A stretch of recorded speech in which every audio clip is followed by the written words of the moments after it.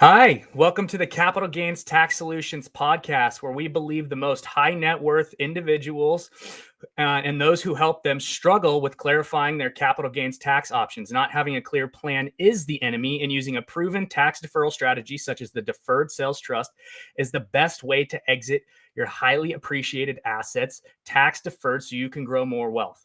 I'm your co-host, Pearson York, and each episode I'm joined by some of the best wealth, business, real estate, and leadership individuals in the world, where they share their ideas, deal stories, and inspirations. So together we make complex tax deferral strategies simple and passive income plans achievable. We're streaming on Expert Commercial Real Estate Secrets podcast, YouTube channel, Capital Gains Tax Solutions YouTube channel, Kingdom Luxury YouTube channel, Kingdom Luxury Facebook channel. So go ahead and subscribe. Rate, review. We really appreciate it. Helps us out. So our next guest, you guys are going to love him. He is the founder of Totem Capital Group in Texas. He started this company in 2014, and they are a real estate syndicator, and they have invested in over $50 million of single family and multifamily, and they have over 600 doors. He also has another company that he started called San Antonio Real Property LLC, which is a single family home acquisitions company. He graduated from the University of Incarnate Word with a bachelor's of science in business administration and spent over 12 years in IT leadership roles. He's most recently served as an executive for several software as a service or SaaS companies, where he was able to successfully grow and exit the company. He lives with his wife and children in San Antonio metro area. Please welcome Ruben Dominguez.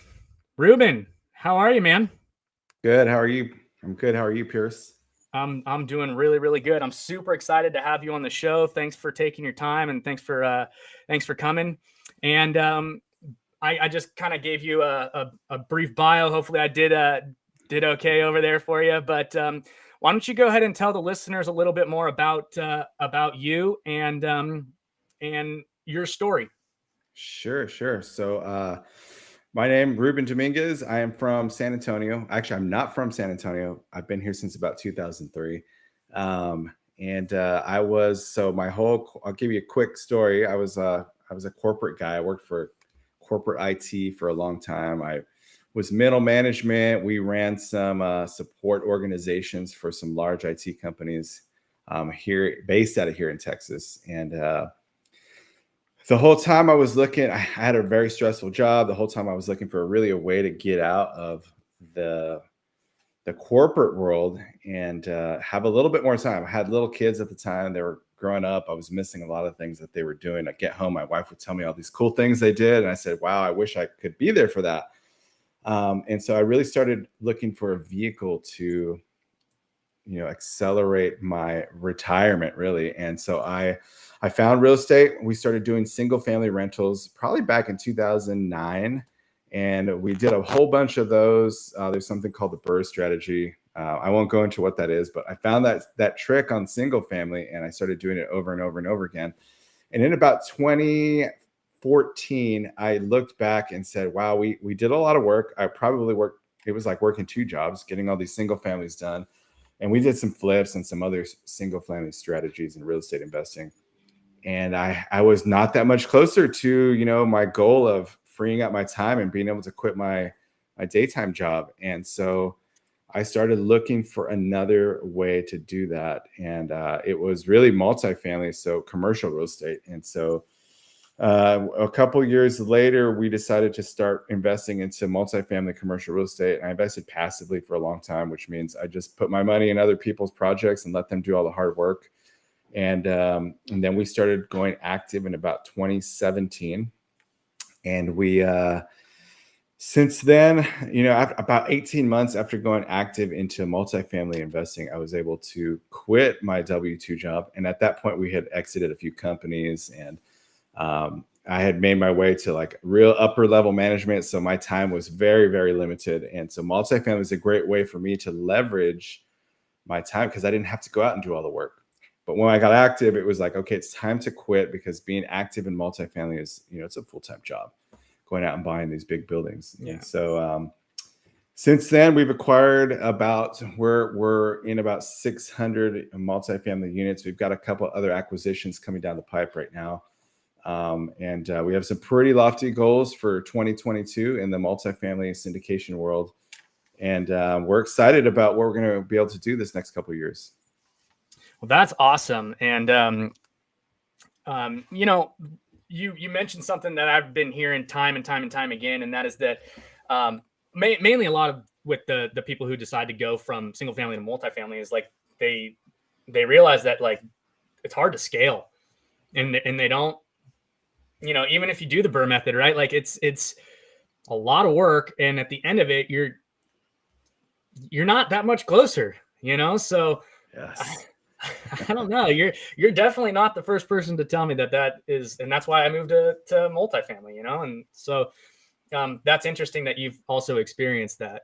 I want to take you back a little bit before we kind of get into everything, and you mentioned a few kind of key things here, but what I believe that everyone is given, a set of special gifts, and call them strengths or blessings or spiritual gifts, whatever, and they help them kind of get to that point to achieve or their competitive advantage. So what are your special gifts or spiritual gifts that you've had that have helped you get to where you are? Gosh, it's the biggest one is I am very good at finding people that do things better than I do.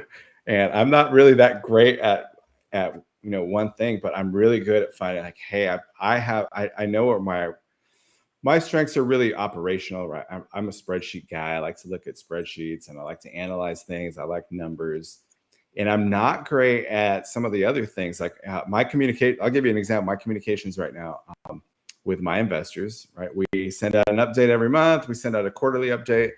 And I have found that my style of communication is very blunt and very dry. And, that's not really something somebody wants to see every month. They want to know the good things. They want to know some of the challenges we've had on some of the properties, but they really I'm not great at it. So I figure I actually found someone that is really good at that. And I say, hey, can you just do this for me? And even in my corporate career, I found that surrounding myself with people that are better than me and finding really great people for our staff is key to our success, right? And I think that's really one of my gifts is I know when somebody's going to be really great at a job, and I can find them and say, hey, I think you're going to be great at this job. It's your skill, it's your strength, and then we bring them on the team, and they end up doing really well. And that was the same in the corporate world. So that led to all of my success so far. Yeah, so it's the delegating without letting the ego kind of get in the way of, hey, I'm the boss or whatever, right? Like you give people, autonomy, and you trust them. So leadership is what it sounds like is one of your greatest skills, which is, amazing. Good leaders is everything. Everything rises and falls on leadership. So oh yeah, and it's hard sometimes to let go of I want control over that, and it may not be the way that I would do it, but the way that I do it is probably not as good as the way that they would do it. And even though it's not my way, let them do their thing because they're good at it. And as long as we can get 80% of what I'm looking for, I'm good with that. So we call it like the 80% rule. Get it to 80%, and then we're good. Like ship it. Yep, definitely. Well, that's good. So it sounds like you've actually studied a lot of leadership, or was this something that's just been innate? It's just been the gift. Have you cultivated this gift at all, or where? A little bit of both. One thing my corporate career, right? They provide a lot of training, a lot of leadership training. It was already kind of something I just had innate and like a skill, but because of that training, I was able to make it even better. I'm like, okay, well, I got some tips along the way. We took some trainings. I had a lot of teams at my corporate job. I made a lot of mistakes too. It wasn't that I was great all the time. I made a lot of mistakes, and you learn a lot from making those mistakes. So I think it's a little bit of both. Yeah, definitely. Okay, cool. So before the show, we were talking a lot, just kind of about like some tax strategies and where you're at and how you were wanting people to, kind of get in and there you were having some issues. So We know now that you obviously are a phenomenal operator. You know what you're doing. You've got 600 doors. But really, let's dive into this capital gains tax problem and how is it hindering your guys' growth, right? And then you mentioned that you don't actually pay tax on any of your or a very minimal amount. So I'd like to dive into that a little bit. So first of all, what is the biggest frustration with that you're finding with the capital gains tax, and how is it affecting your guys' business?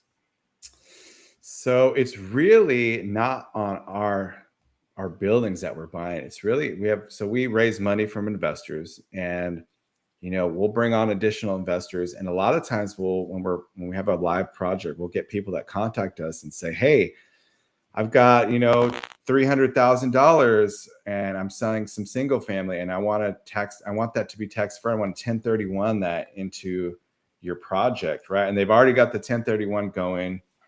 And I would love to be able to say, hey, yes, a new investor, come onto our projects, you can 1031. I think the challenge that we have is there's a lot of paperwork that comes.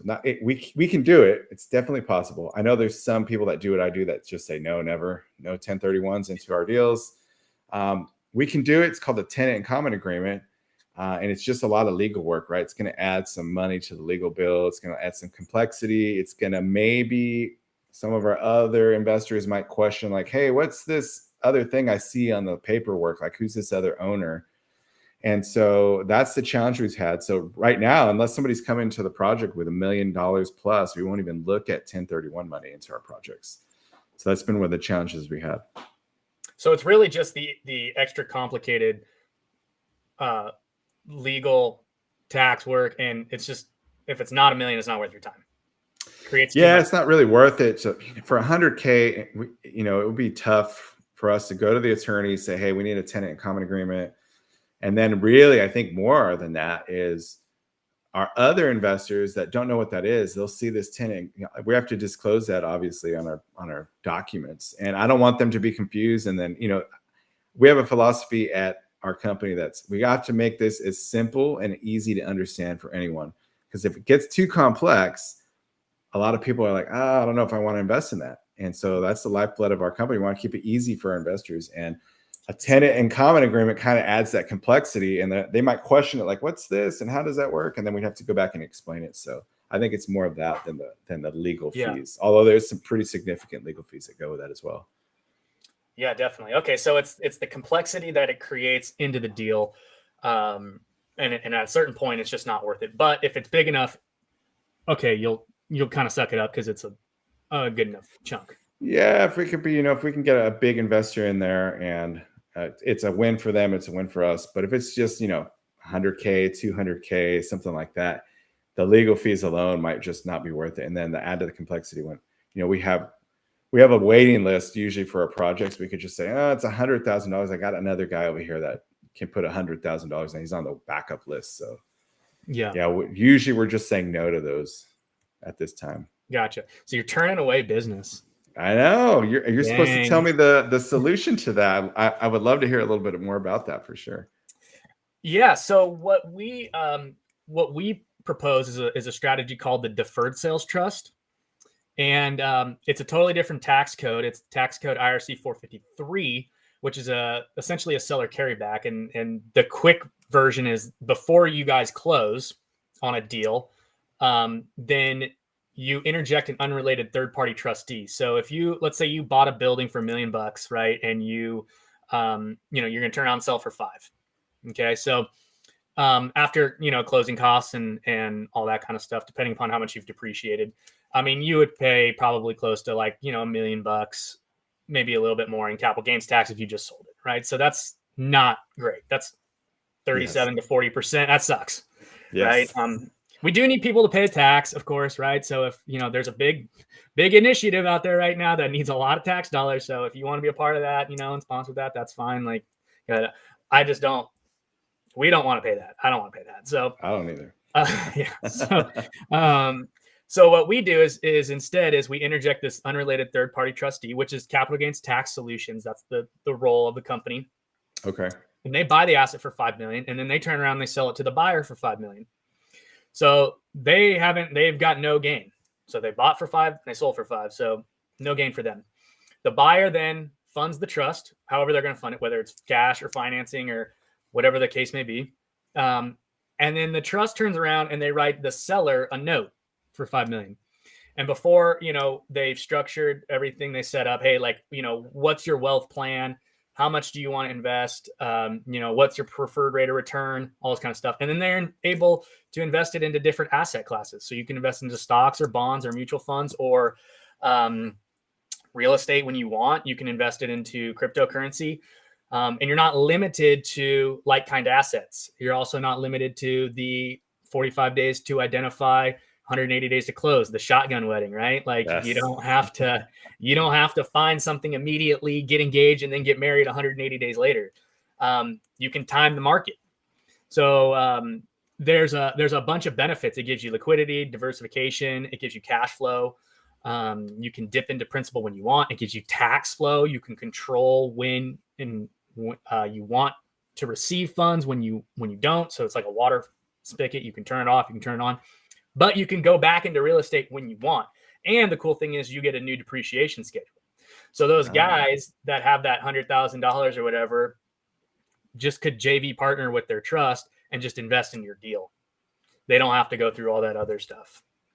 So cool. Yeah. Very so cool. It would open up a lot of different possibilities for your clients who are like, hey, I want to invest in the deal, but we've only got 45 days to figure out how we're going to get this huge legal issue going on with this tenant in common and explain to all of my other people, what's going on. And it's just a better strategy. There's no time constraints. There's no like kind. There's no replacing debt. There's no, there's no depreciation schedule travel. So even if you did a cost seg study in the beginning, right? The first couple of years, yep, recaptured a bunch of that depreciation, like you don't have to worry about that.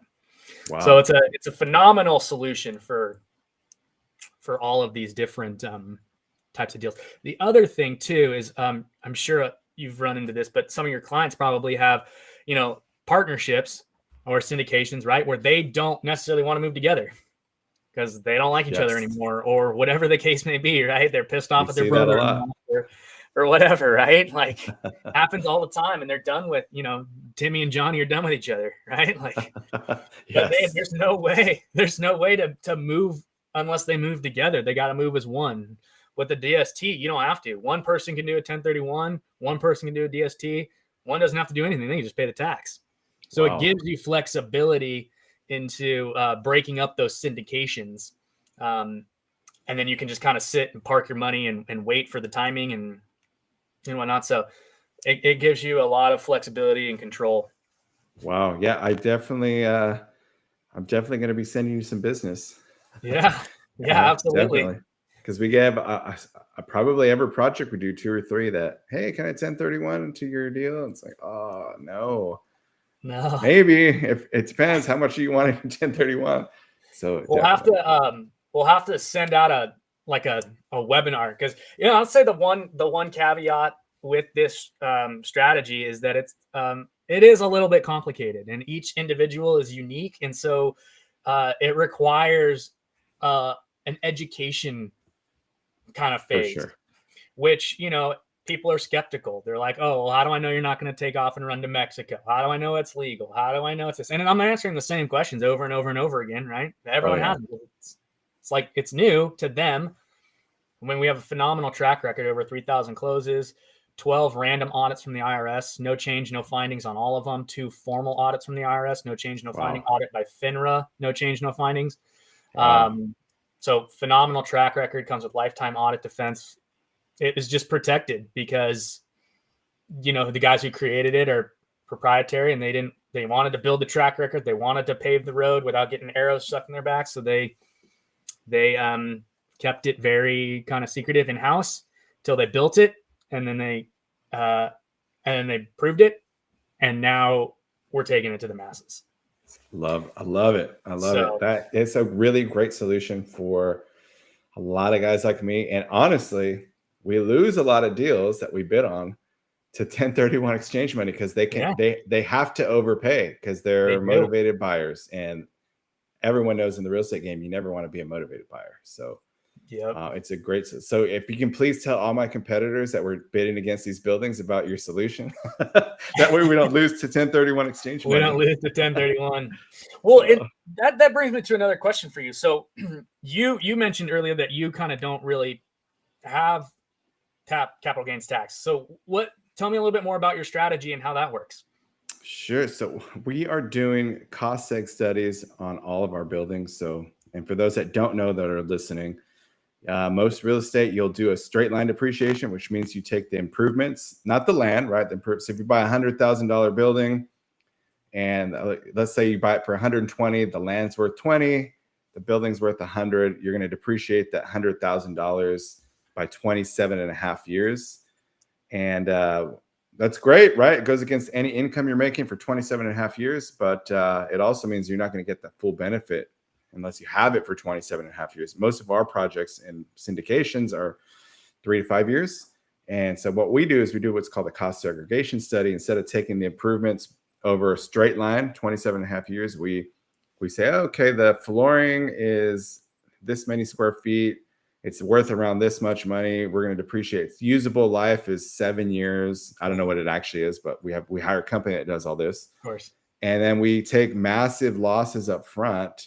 So in the first probably 2 to 3 years, we take the most depreciation, and that offsets usually any gains that we've had on a sale from another project. And then also we get some carry forward losses that go towards any sale or any potential gains that we could have, any capital gains tax that we could have paid on that. And so that's really for the last, I haven't paid taxes in 3 years. Yeah. It's really because I have massive amounts of depreciation from our projects. And then we have a lot of investors that invest with us just because they want some of that depreciation loss on their investment. So, and I'm not a tax professional. Obviously, if you're looking at this type of project, go talk to a CPA about it, and then just mention accelerated depreciation with a cost segregation study, and they'll probably know what that is, and they can give you some guidance on it. Yeah. So you basically do your cost segs, and then so you have a 3 to 5 year strategy where you're buying and holding for 3 to 5 years, and then are you flipping and then 1031ing into something else? Is that how you're kind of? No, we're not 1031ing because what we'd have to do until we found you is everyone in the syndication, every single investor and every single sponsor would have to go from that building to another asset. And then we have the same restrictions, 45 days, 180 days. So we're not 1031 exchange, we're selling. And normally, because we've carried forward so many losses from the first few years, it takes care of any capital gains tax we would have been having to pay. Obviously, not for everyone. There's some investors in our projects that are subject to capital gains tax. But for us, because we are syndicators, that's all we do is we have all these buildings and we're constantly buying and selling. We don't usually have to pay. Now, sometimes, and you'll hear this a lot in the syndication world, you probably have, is we call it the rat race, right? Every time you buy, you have to sell. Every time you sell, you have to buy because the next building is going to offset the gains you'd make on the sale of the building you just sold. So we're on that plan where you're just constantly buying and constantly selling because you have to offset any capital gains. So if that wasn't a problem for you, would you prefer to keep your real estate, or is it the strategy that you just adopted? Hey, we're going to flip them. Yeah, our investors really want to get their money back pretty quickly, right? If they put $100,000 in it and I tell them I'm going to keep it for 20 years, they're usually like, oh, I don't know about that. But if we can get it back in 3 to 5 years, they're usually pretty happy. And then our goal is to try to almost double their money. So if we can get it back within 3 to 5 years, they're pretty happy about that. And then they can also put into another building. Another reason why we don't hold them for a long time is the depreciation starts to dwindle off after 5 to 7 years normally. And then also once we go, we're looking for value add properties. So we're going to go find something maybe that's 1980s build and it's got, half of the 100 units need rehab on them. They've never been touched. And we're going to go in there, we're going to rehab the units, increase the rents. But what we found is if we hold it too long, after 5, 7 years, especially 10 years, the units start to become dated again, and they need another CapEx injection. So at that point, it's like, do we sell it or do we refinance it? And so those are some strategies, but our investors seem to really like to exit and get into something new. And also, you got to see what the market's doing at that point. So, of course. Yeah. So that's why we like to do the 3 to 5 year plan. Gotcha. Okay. And what markets are you currently in? I am only in Texas markets, San Antonio. And then my business partner is in a couple in Austin. I can't find anything that works great in Austin. It's really expensive. And then also down south in McAllen, the where SpaceX is at, basically down in Texas. Yeah. So, but really all in Texas. And San Antonio I like because I've been here for a long time. I've invested here.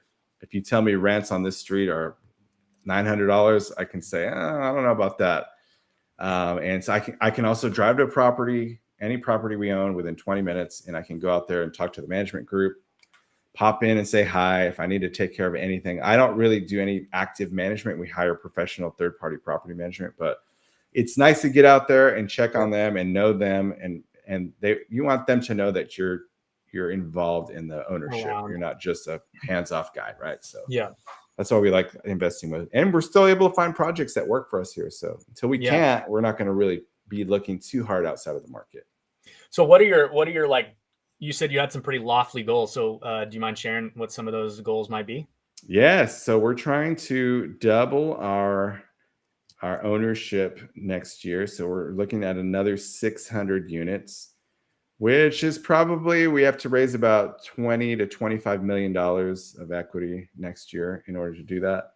Mm-hmm. And that's probably $60 to $70 million worth of assets that we need to go out and purchase. So, but we always have, obviously, we will never buy if the numbers aren't penciling out for us, because you can force a deal and you can bet on things like appreciation, especially in Texas, and it'll probably happen, but we just don't feel comfortable being good stewards of our investor money, going out there and buying things on crazy pro forma numbers. So now if we can find them, though, we'll buy them. And that's a 600 unit goal. And we're spending a lot of time analyzing deals. We'll probably analyze 50 deals before we find one that makes sense. And then sometimes that doesn't work because we're coming in too low and they want way too much for it. But we have a real great relationship with brokers here in San Antonio. And so they know that we can close the project, and that's how we've won probably our last 3 or 4 is, hey, if you can close at the price that you bid on 3 months ago, the deal is yours, because the seller's in a bind of whatever it is. And a lot of times people are in a bind. They got to sell quick. They're letting debt maturity come up on them, and they're going to owe the whole balance of the bank, or the property's in not a great condition and they don't have money to keep it fixed up. And so they're starting to lose renters because of that. And so we win a lot of those projects, which is great for us. Bad for the sellers, but great for us. Yeah. Are you guys financing a lot of these deals, or are you doing all cash, or how do you purchase them? We are always using bank leverage just because of the returns that we're giving to our investors. If we didn't use bank leverage, we wouldn't be able to deliver those returns. But there's a balance. You don't want to take too much leverage, right? And you don't want to, because then if something happens, you can't afford your debt service. That's not a good spot to be in. And you want to take enough, because every dollar we raise from an investor means 15 to 20% return on that dollar every year. And so it's kind of expensive. Yeah. So there's a balance, and it just depends on the project. Normally we're going to be between 75 to 78% leverage on a property, and the rest we raise capital, and we're putting a lot of our own money into the projects as well. So awesome. Okay. So we're kind of getting to the end of our time here. I'm going to go ahead and you ready for the lightning round? I'm ready. Okay. What's your favorite book? It changes. Right now it's Pitch Anything by Orrin Claff. I don't know if you've read that book. Yeah, I really like that book, especially for what we're doing, right? We're trying to get this, especially for you, this high level concept of, investing money and capital gains and all this stuff to investors. And they're coming from are we sure this guy isn't trying to take our money, right? They're coming from that position. So that book kind of teaches you how to get past that. Yep. And it's a great book for anyone in any business, not just Phenomenal. in a business where you're raising money. Oren Claff said he's an interesting guy because he's always doing just like big deals. He just loves those big deals, man. And I've picked up a lot of stuff. He has another one called Flip the Script. I haven't read that one. I'm gonna have to read that. That one's good too. You'll like it, I promise. I'll check it out. Okay, favorite leadership quote. Oh my gosh. It's gonna not be by somebody you know, but it's an old mentor of mine in the corporate world. And he basically said, to motivate teams, you want them to be on an inspiring mission, and you want them to he basically said, hey, have an inspiring mission. And so we really hone in on that. Like if we want people to follow and we want our investors to be happy and we want our employees to be happy, there's got to be some type of inspiring mission. Inspiring mission is not go out and make a bunch of money, right? That's not very inspiring. That might motivate you for a little while, but for the long term and when things get tough, that's hard. So I like to say, keep on that inspiring mission and make sure that everyone knows what that is and it's real clear. Yeah, that's a really great point. And I mean, I think that goes back to a lot of people where they're just like, the why behind what you're doing. If you don't have that strong why, you're gonna falter. Like there's just no way around it because it's a grind. It's eventually, if you're not if you're not propped up by something bigger than yourself, you're absolutely right. Money's not gonna motivate you. So I really like that. What's one thing you would tell your 20-year-old self if you could go back in time and give yourself a piece of advice? I would say start real estate early, because when I was that young, I thought, oh man, I don't want to be a landlord.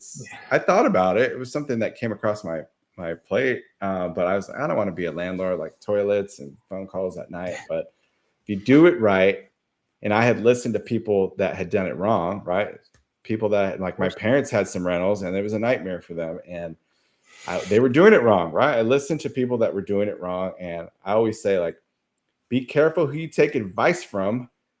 If they've never done it or they failed in it, why would you take advice from them? Like, I wouldn't go to someone that failed medical school and be like, hey, tell me what's wrong with me. I'm not going to go to a doctor. I want you to tell me. Like, that's just, but we do that a lot in life is we'll ask our parents, right? And nothing against my parents, like they're great, but nothing against anyone's parents. But if they're not where you want to be financially, don't ask them for financial advice, right? Go to someone that's done what you want to do and ask them advice. So I would probably tell myself, hey, start earlier and go talk to somebody that's done it successfully. Awesome. All right. Last question. What are you most curious about right now? Oh man, so it changes a lot. I'm kind of like the shiny object guy. I really have to be careful. I was reading a lot about, and have you ever heard of NFT? Yeah, I was just going to say, are you going to bring up the metaverse here?